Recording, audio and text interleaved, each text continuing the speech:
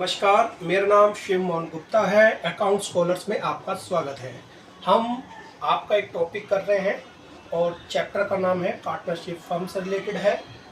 Chapter का नाम है accounting for partnership firms fundamental. उसके अंदर एक छोटा सा टॉपिक है जो 2 से 3 मार्क्स का भी आता है।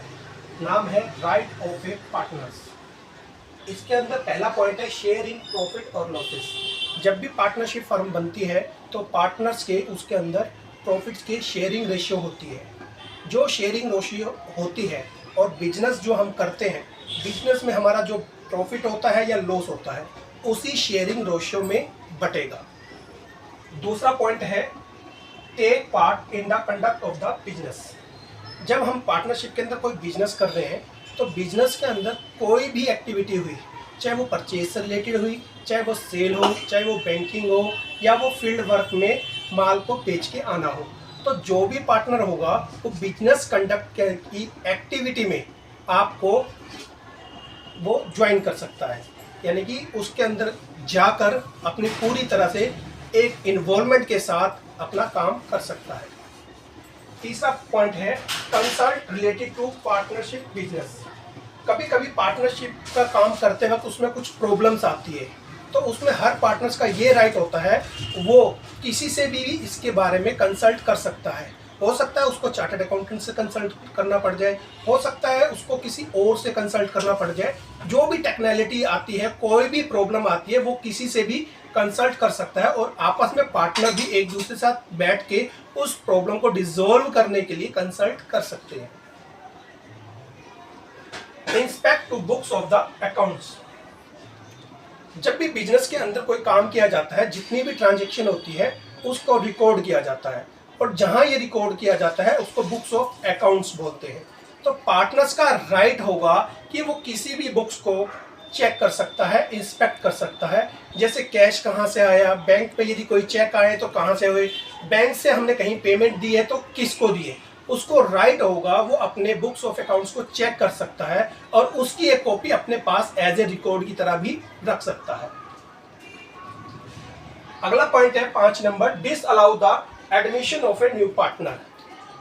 जैसे कि एक एग्जांपल लेते हैं, कोई भी पार्टनरशिप फर्म है जिसका नाम है जेड और उसके अंदर ए और बी पार्टनर्स हैं और ए और बी पार्टनर्स हैं और फर्म्स के अंदर सपोज करो कैपिटल की कमी हो गई, तो वो चाहते हैं कि कोई नया पार्टनर बना लिया जाए ताकि फर्म के अंदर कोई कैपिटल आ जाए जिससे बिजनेस को ओवर एक्सपेंड किया जा सकता है। लेकिन उसमें से कोई भी एक पार्टनर जो नहीं चाहता कि उसका एडमिशन हो, हम अपनी पार्टनरशिप में उसको शामिल करें, तो यदि किसी पार्टनर को ऑब्जेक्ट है तो वो उसको डिसअलाउ कर सकता है, यानी कि उसके एडमिट पर मनाही दे सकता है। Joint owner of the partnership property. जब पार्टनरशिप के अंदर हम काम करते हैं, बिजनेस करते हैं, प्रॉफिट भी होता है, प्रॉफिट्स होता है तो हो सकता है हम उससे कोई प्रॉपर्टी बना लें या बिजनेस के अंदर जो कैपिटल लाई गई है उस कैपिटल से हम कोई फिक्स एसेट्स खरीद लें, तो वो एक ज्वाइंट ओनरशिप होती है पार्टनर्स की, यानी कि उस प्रॉपर्टी के ऊपर दोनों ही पार्टनर हैं। यदि 2 पार्टनर है दोनों ही मालिक होंगे और यदि 3 है तो 3 होंगे, ये उसके नंबर्स पे डिपेंड करता है। Interest on loan. कई बार क्या होता है, कैपिटल लगाने के अलावा पार्टनर्स अपने फर्म को लोन भी दे देते हैं। ये लोन लाखों में भी हो सकता है, कितना भी हो सकता है, लेकिन कई बार क्या होता है वो फर्म्स को चलाने के लिए लोन तो दे देता है, लेकिन हो सकता है पार्टनरशिप डीड में ये लिखना रह गया हो, यदि पार्टनर्स फर्म को लोन देते हैं तो क्या इंटरेस्ट चार्ज किया जाएगा। तो ऐसे केस में यदि कहीं पे भी कुछ भी गिवन नहीं है तो इंटरेस्ट रेट क्या होगा, तो वो 6% पर एनम के हिसाब से इंटरेस्ट ऑन लोन उस पार्टनर को दिया जाएगा।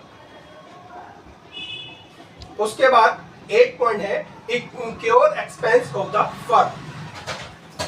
कई बार डेली रूटीन्स के बिजनेस के अंदर खर्चे होते हैं और हो सकता है बिजनेस के खर्च करने के लिए बुक्स के अंदर कैश की कोई कमी हो। यदि कैश की कमी हो तो पार्टनर्स अपनी पॉकेट से ही पार्टनर्स के खर्चे करने के लिए अपनी पॉकेट से कर सकता है। उसके लिए पहले हम उसका कैश बुक्स के अंदर जमा करते हैं और जमा करने के बाद वो हम एक्सपेंस पे कर सकते हैं। पार्टनर्स अपनी पॉकेट से भी वो एक्सपेंस कर सकता है, लेकिन फर्म्स को वो एक्सपेंस उसको रिम्बर्स करने होंगे, ये काम जरूरी है। लास्ट पॉइंट है अपना proper notice before retired from the firm. कोई भी पार्टनरशिप का बिजनेस चलता है तो एक लॉन्ग टर्म्स के हिसाब से शुरू होता है, लेकिन कुछ इमरजेंसी ऐसी हो सकती है जिसमें पार्टनर चाहता है कि मैं आगे काम नहीं करना चाहता। तो ऐसे केस में यदि वो पार्टनर अपने बिजनेस को छोड़ना चाहता है या पार्टनरशिप से बाहर निकलना चाहता है, तो वो बिजनेस के अंदर, जो फर्म के अंदर जितने भी पार्टनर हैं उनको पहले नोटिस देना होगा। ये नोटिस 30 दिन का भी हो सकता है। ये पहले से ही डिसाइड होता है कि फर्म छोड़ने से पहले कितने दिन का नोटिस दिया जाएगा। आपको हमारा आज का टॉपिक कैसा लगा, इसके बारे में कमेंट्स बॉक्स में जरूर लिखिए। लाइक करें, शेयर करें। आपका एक लाइक हमें मोटिवेट करता है। धन्यवाद।